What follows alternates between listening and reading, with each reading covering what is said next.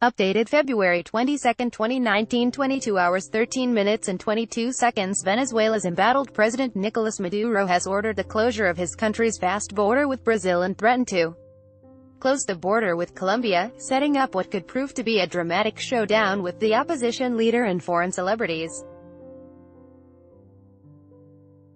Self-declared President Juan Guaido is currently leading a caravan to the border with Colombia, with the intention of recovering aid packages from the immense stores currently blocked by President Maduro's shipping container barricades.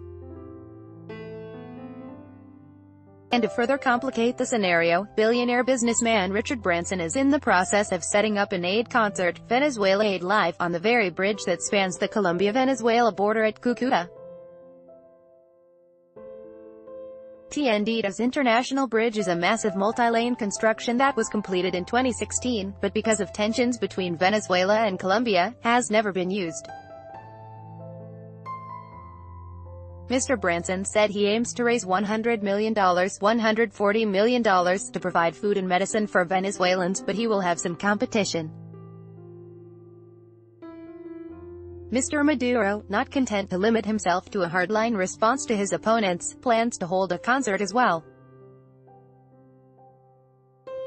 Steve Grattan, a freelance journalist observing the situation in Cucuta, told RN Breakfast that a couple of days after Mr. Branson's announcement, Mr. Maduro said he would hold a Venezuelan version of the event, to be called Hands Off Venezuela, on the same bridge, so there are basically going to be two concerts happening at the same time on both sides of a bridge. Mr. Grattan said, Nicolas Maduro has requested Venezuelan artists, but I don't think he's having much luck getting many people to sign up. The new bridge is also the center of Mr. Maduro's aid blockade at the border. Mr. Grattan said, this bridge is where most of the tension is happening. That is where we have the barricades. He said, we've got ship containers that President Maduro set up over a week ago because this is where the aid is being stockpiled in bodegas. Opposition's aid caravan to test president's military support. Meanwhile, Mr. Guaido is leading a convoy to the Colombian border from the capital Caracas to collect food and medicine donations.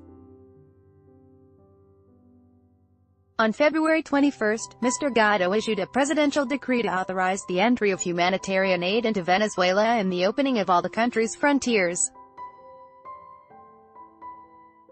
Mr. Grattan said the opposition had called on Venezuelans to come to the border on Saturday, February 23, when the members of the caravan would attempt to carry aid packages across the bridge. The arrival of the caravan would be the real test of whether Mr. Maduro will be able to retain the support of the military. Mr. Grattan told RN Breakfast, they are asking people to come wearing white to show that they are coming peacefully, to try and persuade the military to let the aid through, he said.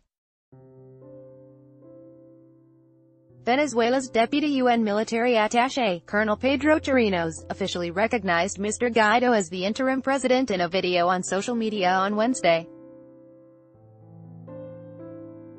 But Mr. Grattan said there was no sign of the Venezuelan military backing down yet. That's the real tension at the minute, he said. No one has any idea what is going to happen with the demonstration and the military. Alexis Esposito, a Latin American expert from Swinburne University, agreed it was hard to predict how the arrival of Mr. Guaido's aid caravan at the border would be received. It's hard to say how problematic that will be.